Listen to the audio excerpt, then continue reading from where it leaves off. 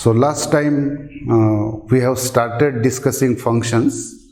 Functions we mean user defined functions which user defines for his purpose.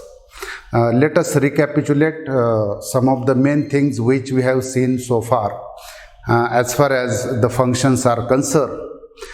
A C program is a collection of functions. C program may contain one or more functions, one of which must be called as a main. If a C program contains only one function, then that must be main. Then functions, if additional functions are there in a C program, then they can be written in any order, but they must be independent of each other. So these are some of the things which we have seen last time. Now we are going to discuss the next article, namely call by value and call by reference. Call by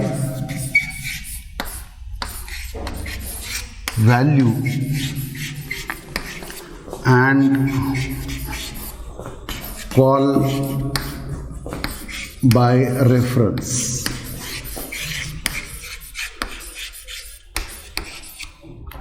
So last time we have discussed that how one can access or how one can call a function. So we have to give a function call which is called as a calling portion, and then that function gets called and gets executed and then returns with either value or a control.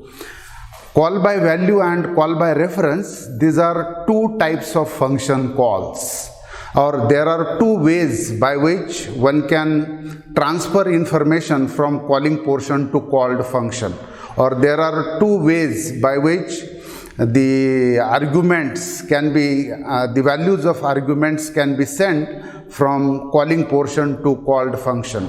So let us look at the first thing, call by value. As its name indicates, the information is sent to called function by sending values of actual arguments. So what happens in call by value is that in call by value, the values of actual arguments, they are copied in corresponding formal arguments. So whatever changes they occur within formal arguments, they are not getting reflected back to calling portion.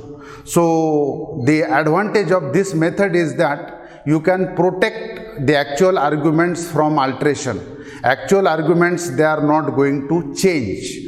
And the drawback is that it is just one-way transfer of information, just from calling portion to called function. Reverse is not possible. So that is what is called as call by value. So let me repeat, the advantage of call by value is you can protect actual arguments from alteration, and the disadvantage is that it is just one-way transfer of information. On the other hand, in call by reference, instead of values of actual arguments, the references, we mean addresses of actual arguments, they are copied in corresponding formal arguments. So whatever changes they are going to occur in a formal arguments in a called function, they are automatically going to reflect back in a calling portion. So you can't protect actual arguments from alteration. They are going to change if the formal arguments are changing in a called function. So that is the drawback. You can't protect actual arguments from alteration, and the advantage is that it is two-way transfer of information from calling portion to called function, and again from called function to a calling portion. So the changes that are occurring in formal arguments, they are going to reflect back in a calling portion. Let us illustrate these two concepts by two examples. I am going to write a C program where I am passing arguments by values, where I am sending values of actual arguments in corresponding formal arguments. What I want to do is I want to interchange the values of two variables, namely A and B. Suppose A is 10 and B is 20, and I want to interchange these two values, or I want to swap these two values. How I can do it? By using call by value. So here is the program. hash include stdio.h preprocessor directive, which invokes standard input output header file in our program. Then here I am going to write a function prototype to alert compiler that we are preferring top-down approach. We are writing main first and then user-defined function later. So that function prototype I will write little later because it resembles with first line of function definition. Then here I am writing main function starts from here. I am declaring a as an integer type of variable. Moreover, I am initializing it to 10 and b to 20 semicolon, and then I am giving a function call to a function namely swap v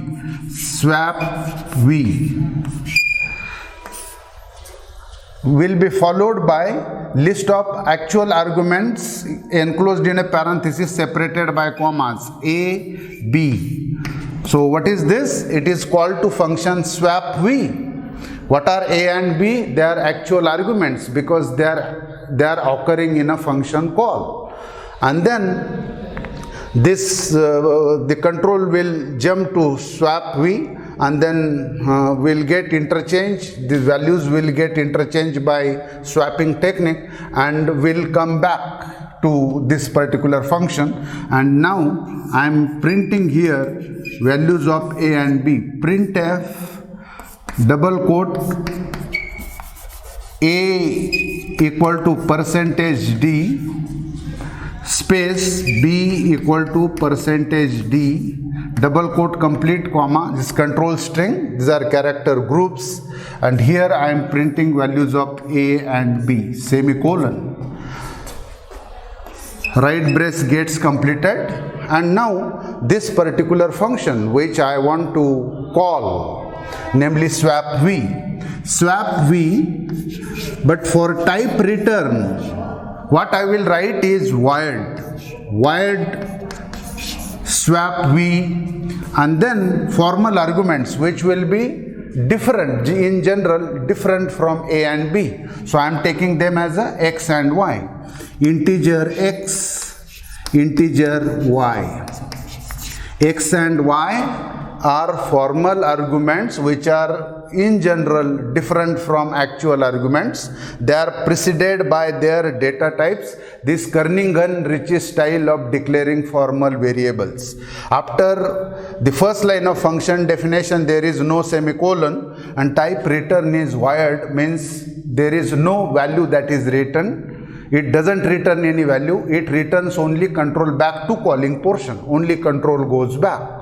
So exactly on the same line I am going to write a function prototype telling compiler that we are writing main first and then swap v appears later. Swap v integer x, integer y, and then is followed by semicolon. This is the difference in first line of function definition and function prototype. Function prototype is followed by semicolon. That is the only difference between first line of function definition and the function prototype. And then the body of swap v starts here. I am declaring t as integer type of variable. T as integer type of variable, which is a local variable, local to this particular block. Then what I am doing is I am transferring value of x to t, value of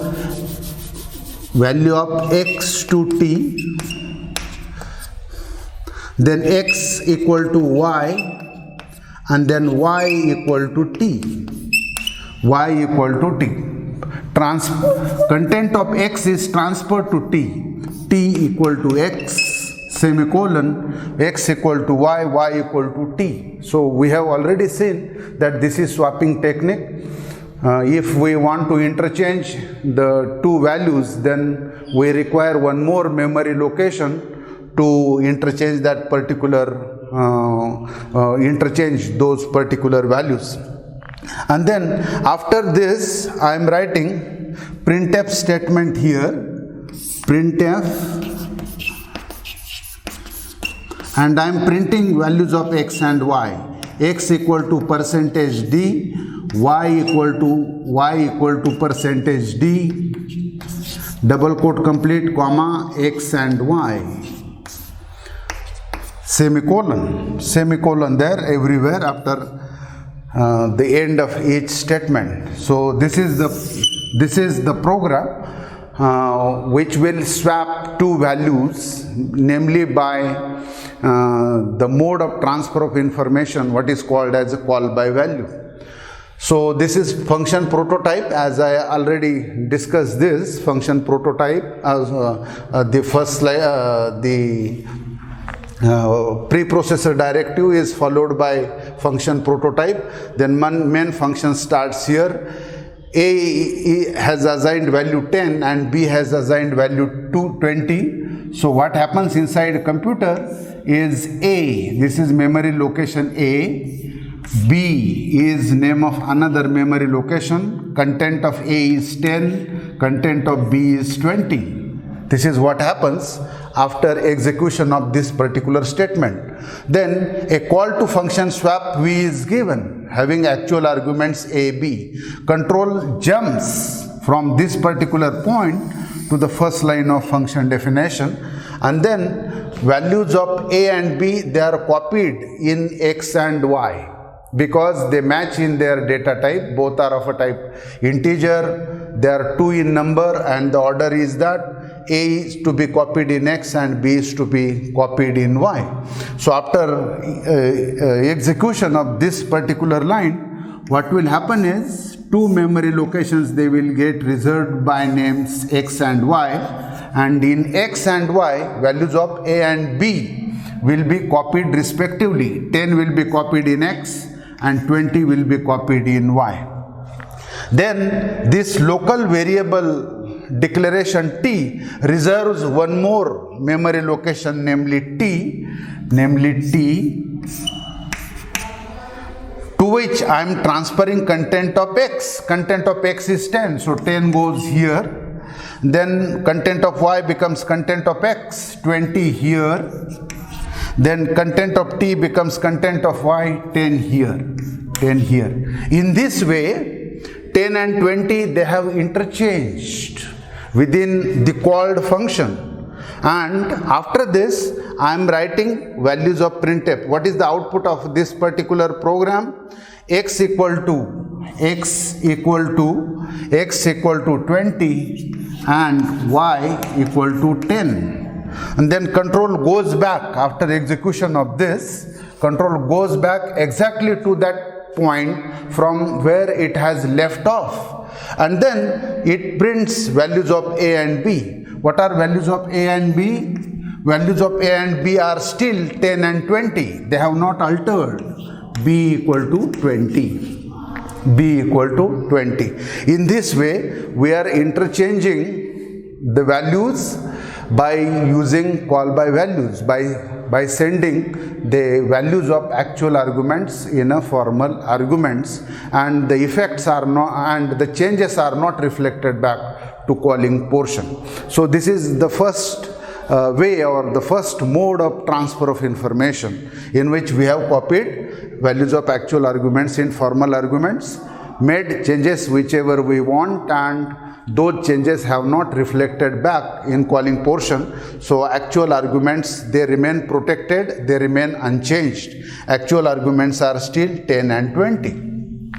Now the second example is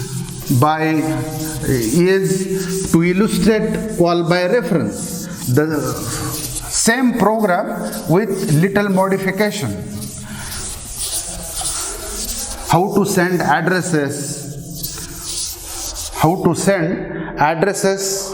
to called function. Preprocessor directive #include stdio.h.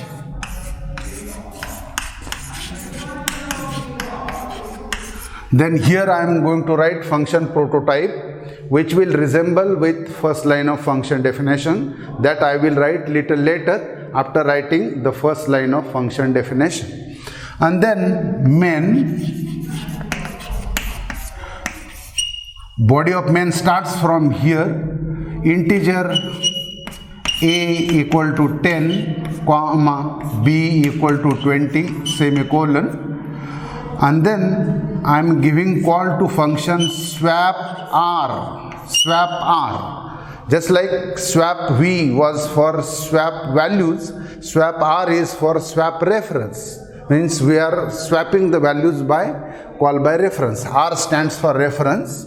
And then what I am doing is, what I am sending are not the values of a and b, but their addresses, and a and b, and then semicolon.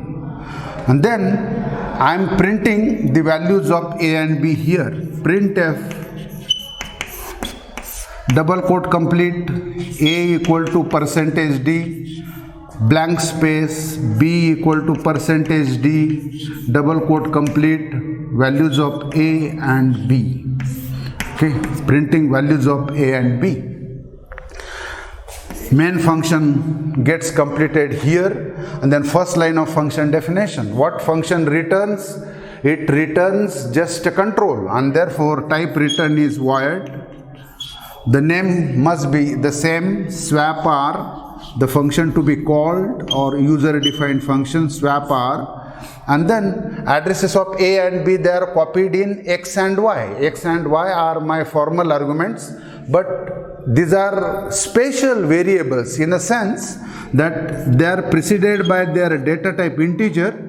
But instead of writing just x and y, I am writing star x and star y. I will come to the meaning of star little later. Star x and star y. Star y. Okay. So what is done here is, in x and y, which are formal arguments, addresses of a and b are stored. So x and y are not ordinary variables, they are special variables which contains addresses of other variables. X and y, they contain addresses of a and b, and therefore they must be declared as a pointer variable. Star x means pointer variable. X is a pointer variable, y is a pointer variable. Star y means y is a pointer variable. So these are the variables which contain addresses of other variables.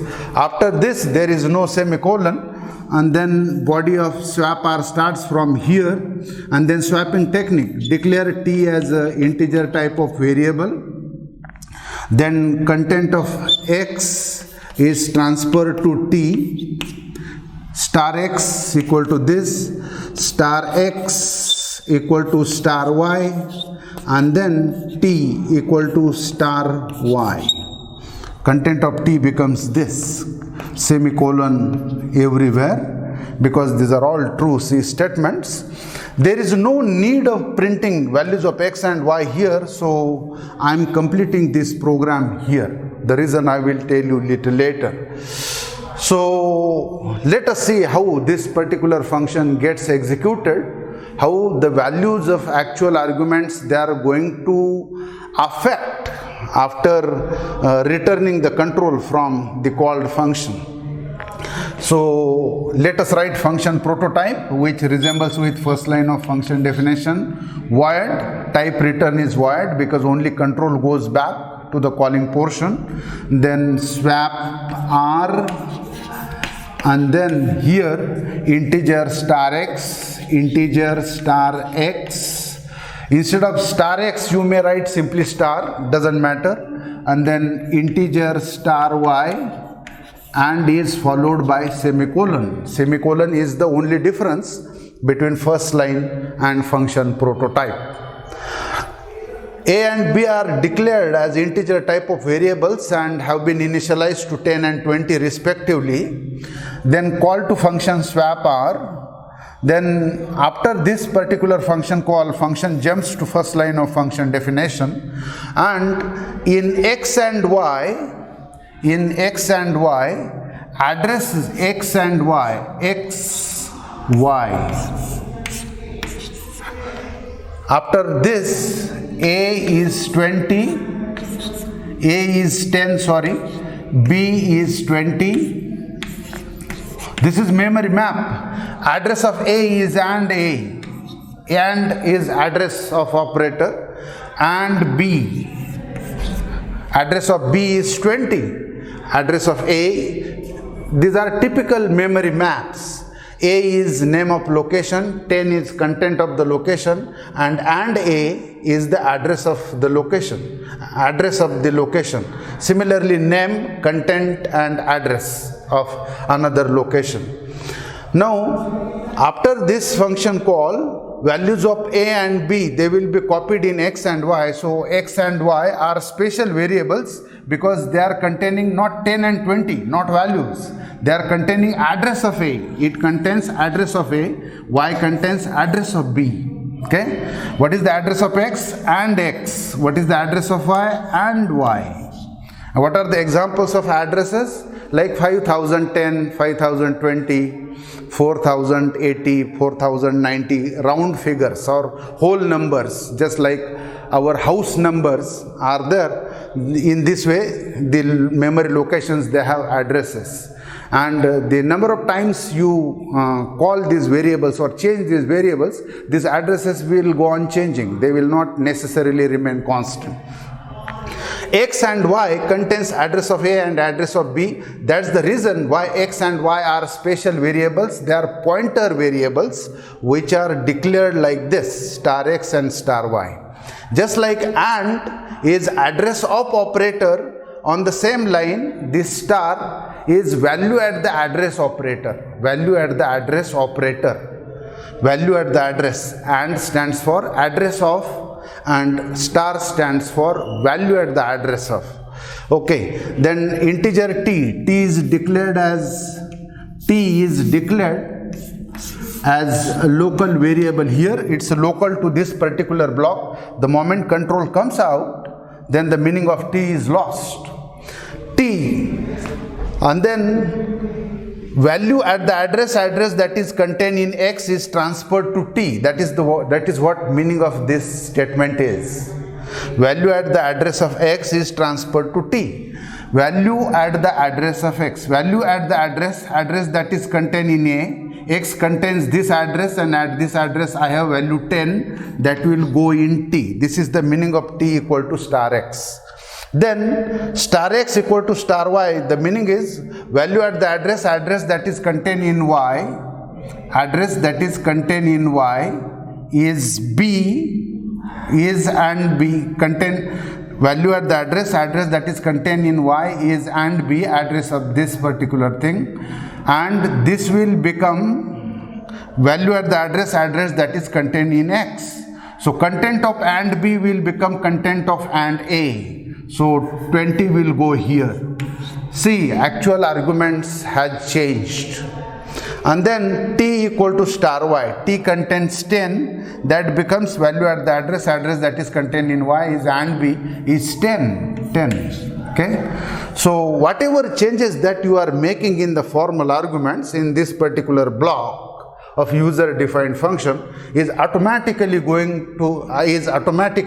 reflected back in calling portion, and actual arguments have interchanged. They have interchanged. Content of A has become 20 instead of 10. Content of B has become 10 instead of 20. So you can't protect actual values from alteration. If I am writing here printf X equal to and Y equal to, then what it will do? It will just print the garbage values or arbitrary values which are addresses of A and B. If I am printing value of X, what it will print? Address of A, address of B. So this will be garbage values such as 5010, 5020 and so on.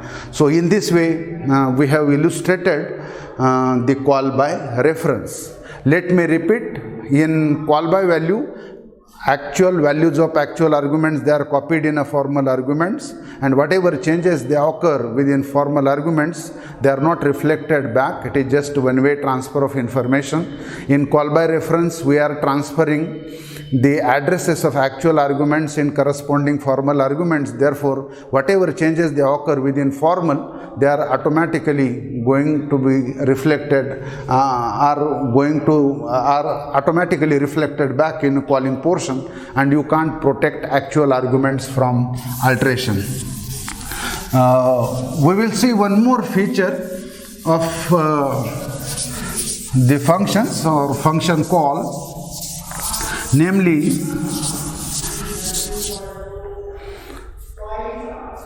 there can be one or more functions, and all these functions, they can be called from main, or any other function can be called from any function can be called from any other function. Even main can be called from another function. So we are going to see an example where I am using more than one user defined functions and I am calling them from main. I am calling them from main. So here is example hash include stdio.h, include stdio.h, and then I am writing here preprocessor, I am writing here function prototypes. The first line of function definition. The first function which I am going to use is Italy. Everything is in lowercase letter, Italy, and then parenthesis, semicolon, then void Brazil, and then parenthesis, semicolon, then void Argentina. So this will match with first line of function definition. And then main function here, body of main starts from here. I am writing printf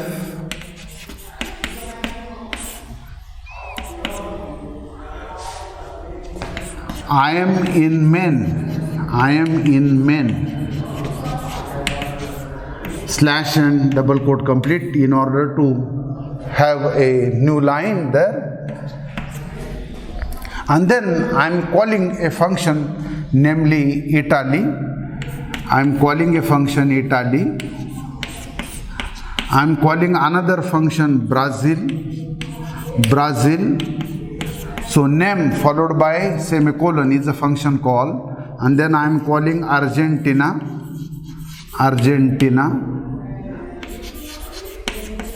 semicolon, and then printf double quote complete I am back in main.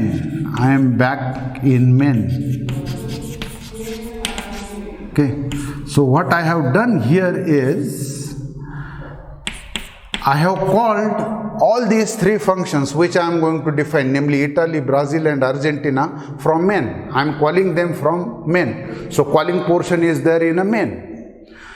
But remember that any function can be called from some other function. Even main can be called from some other function. Here I am calling all these user defined functions from main itself. And then I am writing first line of function definition. Function definition starts from here. Here the body of main ends. The first function is Italy. So I am writing Italy. The type return is void Italy, which will resemble with that prototype, and then comma, semicolon, and then I am writing printf here. What I am writing here is I am in Italy. I am bring a message, so you may use here uppercase letter I for Italy, double quote slash n double quote gets completed. So this is function Italy, and actually this should be written within braces. They must be independent of each other. Then the next function which I am going to write is void Brazil,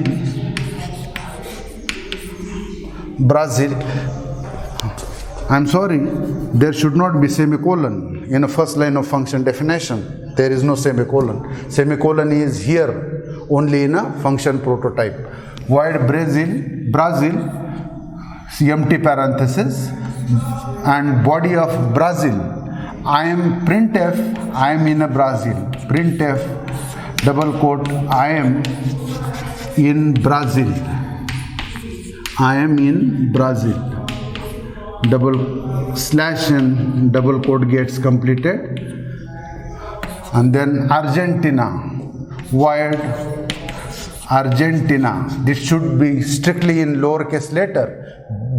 B is in lowercase letter. Here I is in lowercase letter because being the name of the functions. Argentina, empty parenthesis. And then body of Argentina is I am printf, double quote complete, I am in Argentina. I am in Argentina. Slash and double quote gets completed. So what is important here in this program is all these user defined functions, namely three, Italy, Brazil and Argentina, they are subordinate to main. They have been written in a fashion of a top down approach. Main has been written first and then these user defined functions later. So these are function prototypes which will tell compiler that we are writing these functions after main. Okay, because the compiler has been alerted. Then this main will print I am in a main. So the output of this program will be I am in a main. I am in a main. I am in a main. Then call to function Italy is given. So control will jump to first line of function definition Italy and then it will print there I am in Italy. I am in Italy. After printing this particular message, control will go back exactly to that point from where it has left off. So it will go to next line after call to function Italy. It will go to Brazil. So it is called to function Brazil. It will jump to the first line of this function definition where definition of Brazil is given and it will write I am in a Brazil. I am in a Brazil. I am in a Brazil. After printing this, control will go back to the point from where it has left off and it will go to next line. It will execute this function call now, Argentina. After Argentina, it will jump to the first line of function definition Argentina and where it will print I am in Argentina. I am in Argentina. After executing this, where the control will go? Control will go back to this particular point, to this particular printf statement after Argentina and it will print I am back in main. I am back in main. So control is finally back. I am back in main. Control has come back to the main again. So this is what the particular output is. So the conclusion is you can call all user defined functions from main or from any one function, or any function can be called from some other function. Even main can be called from other function. So I can call main here from even from Argentina and can go to the main function. All right, let us stop here.